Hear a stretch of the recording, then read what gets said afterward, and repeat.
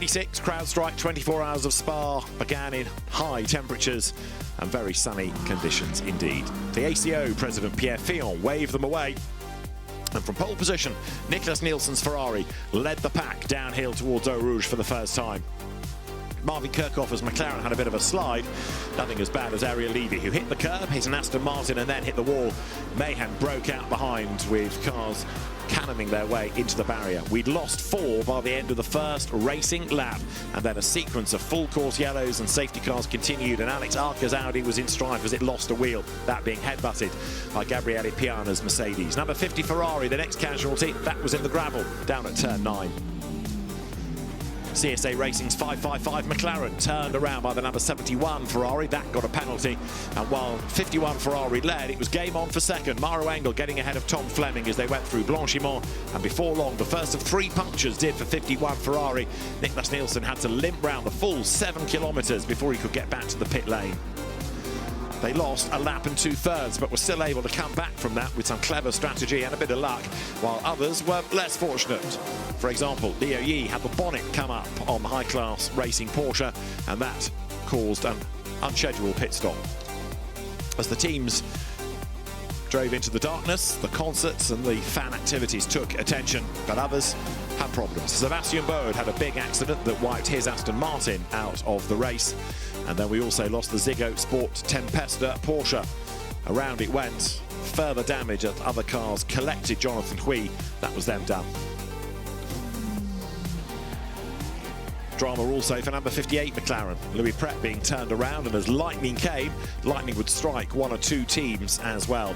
There was rain forecast, and coming out of Blanchimont, drivers having problems as the track was starting to become a little bit slippery, partly with the rubber down, partly with the drop in temperature, and a small fire at the front of the Ecurie-Cos Blackthorn Aston Martin, although that fared better than Sarah Bovey, who had this monster shunt at Blanchimont. She was okay, the car rather less so.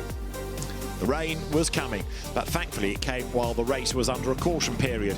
When we went green again, the rain had stopped, the road was soon drying out, and the McLaren of Louis Pret got into the back of traffic. That did the radiator and put them effectively out of the race. They were 28 laps down at the end, although plugged on for points.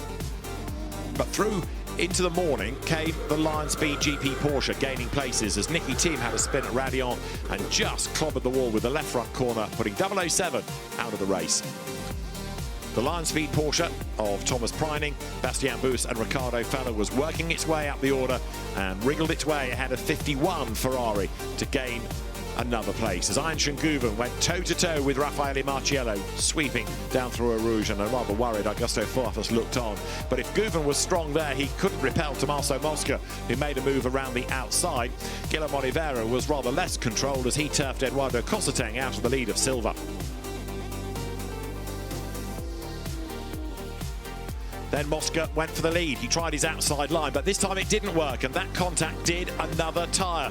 They'd already had to pit early in the morning with a slow puncture, so a third right rear failure brought them into the pit lane, and this time they couldn't recover. They got back up to third, but it wasn't enough, and the undercut on the pit stop worked for Lion Speed as the number 80 Porsche swept past both Ferrari and 48 Mercedes AMG into a lead it was never to lose with 4 hours to go. Number 2 Porsche from Boots and VDS was also coming into the mix, but that car ran out of luck after it rubbed up against Ian Guven's Porsche late race.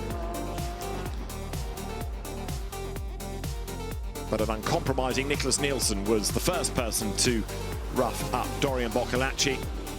He got a penalty for that, and then there was more drama. Porsche's Milner Motorsport entry into the barrier at the top of Eau Rouge. Driver Tobias Milner okay, but the race was neutralised. Now that was the damage that did for Maurice Scheuring in the number 2 Boots and VDS car, and for it Ian Guven got a 5-second penalty to serve on the pit stop.